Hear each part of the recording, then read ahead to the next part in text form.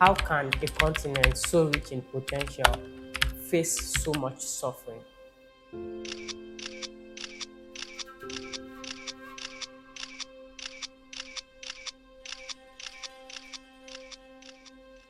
Yes, our colonial history, bad leaders, and foreign interests all play a part. But there's another battle, one that matters even more, an invincible war, one we are fighting against ourselves, a war where the small choices we make every day are slowly but surely destroying everything we share. Let me show you what this war looks like. Let me tell you three stories. For years, the people in North Kivu knew only two types of soldiers: those who ran from rebels and those who preyed on civilians. Then came Colonel Mamadou Ndala. He was different. He led from the front. He did not loot. He did not run. He did not ask for praise, but the people praised him anyway. He pushed the M23 back into the mountains. Children followed his convoy. Women sang his name.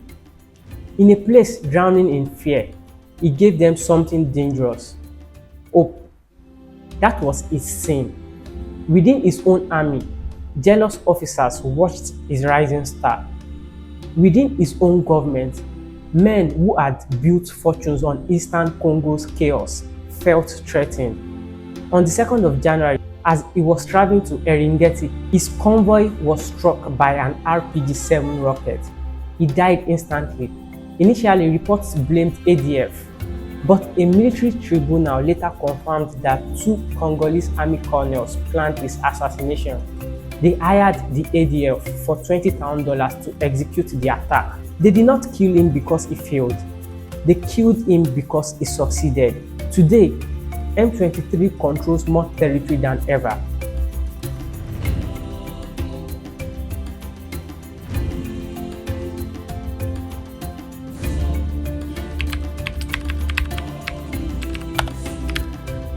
Dr. Dora Akunyili, head of Nigeria's Drug Regulation Agency, received the call no official ever wants. Children were dying in Lagos and Ibadan, not from malaria, not from infection, but from the paracetamol syrup my pikin, a medicine trusted by millions.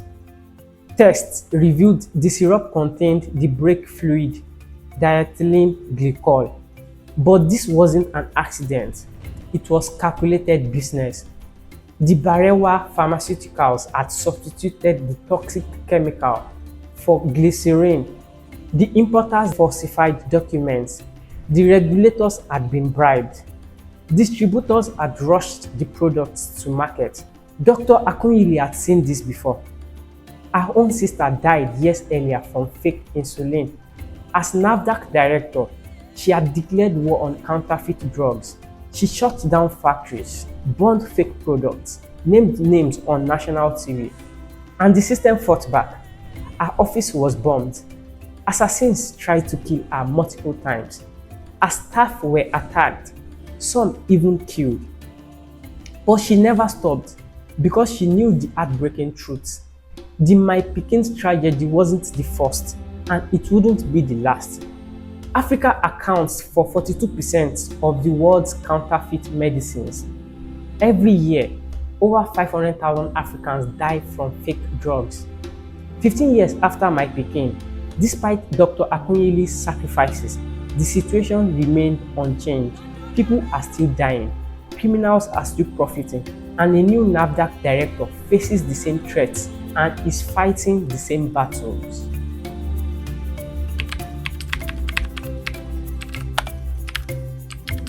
The Mau forest was once East Africa's largest indigenous forest, 400,000 hectares of ancient trees, the source of 12 rivers, home to elephants, leopards, and species found nowhere else on Earth.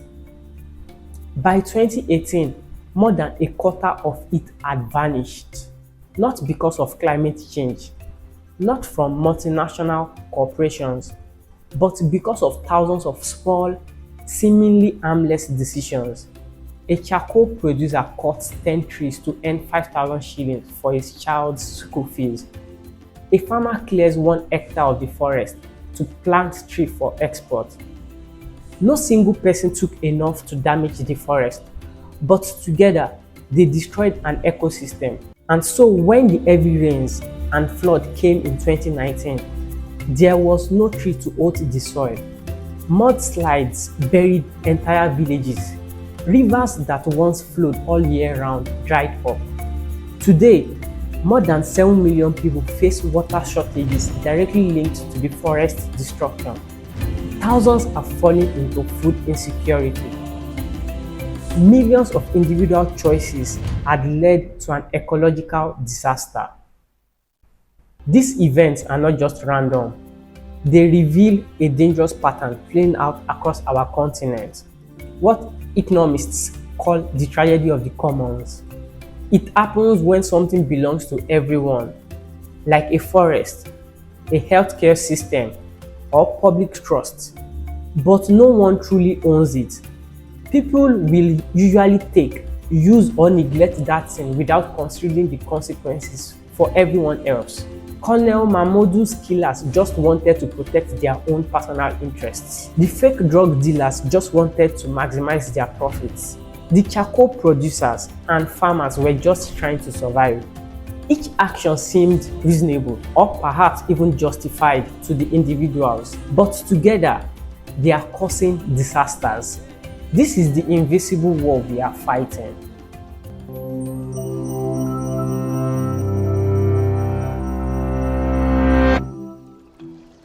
Imagine as a thought experiment that you live in a small village and depend on the local fish pond for food.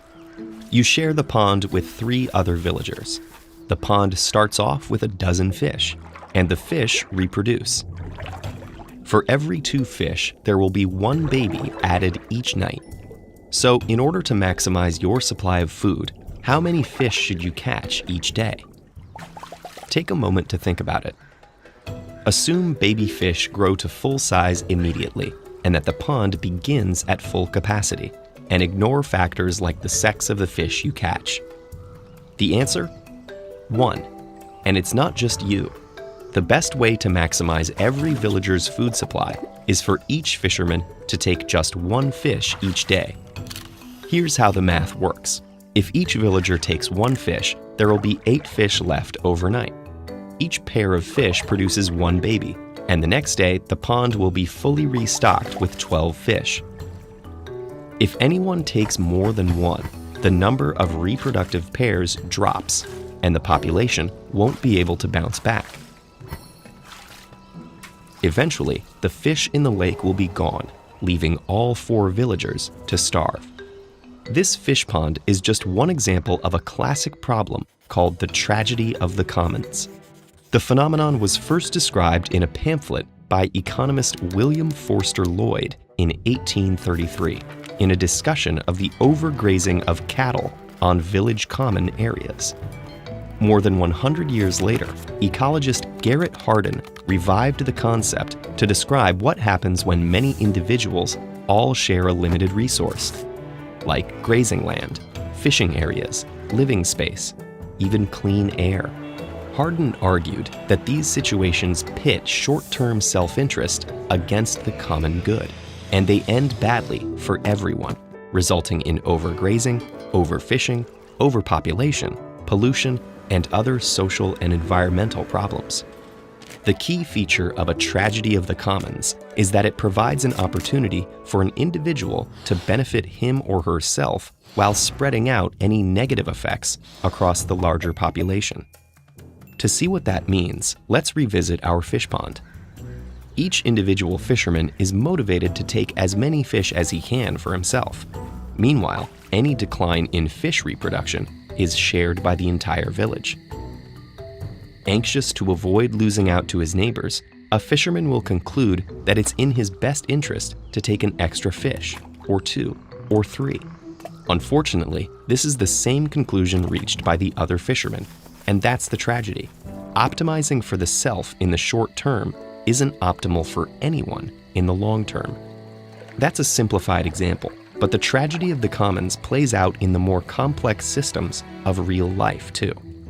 Water shortages, deforestation, traffic jams, even the purchase of bottled water. But human civilization has proven it's capable of doing something remarkable. We form social contracts, we make communal agreements, we elect governments, and we pass laws. All this to save our collective selves from our own individual impulses. It isn't easy, but humans, at our best, have shown that we can solve these problems if we remember Hardin's lesson. When the tragedy of the commons applies, what's good for all of us is good for each of us. What makes this truly tragic is that we all see the problems. We discuss it in our homes, on Twitter and TikTok, in our bars, churches and mosques. We know exactly what is happening, but knowing is not enough. Because the real tragedy is not just that our society is failing, it is that our current rational responses guarantee that it will continue to fail. This is why technical solutions alone cannot save Africa. No amount of foreign aid, no brilliant innovation, no single leader, no NGO project can solve the tragedy of the commons, because this is not just a technical problem, it is a social one, and it can only be solved through collective action. The electricity crisis brings it home for me personally. How does a continent with this much sunlight, this many rivers, this much natural gas still have half of its population living in darkness? This is not a technical problem. Tesla and Westinghouse solved it over a century ago with the alternating current. Vietnam went from just 14% electricity access to nearly 100% in just 25 years. I ran a basic simulation using Vietnam as a model. If Nigeria and the DRC reached 90% electricity access in just one generation, we had seen GDP per capita grow by over 250%. Life expectancy would jump by 10 to 15 years. Literacy rate would approach 100%. But instead, we adapt. We buy generators, install inverters, we find private solutions to public failures, and that is precisely how the grid stays broken. When each person solves their own problem, the system never has to change. But I remain hopeful.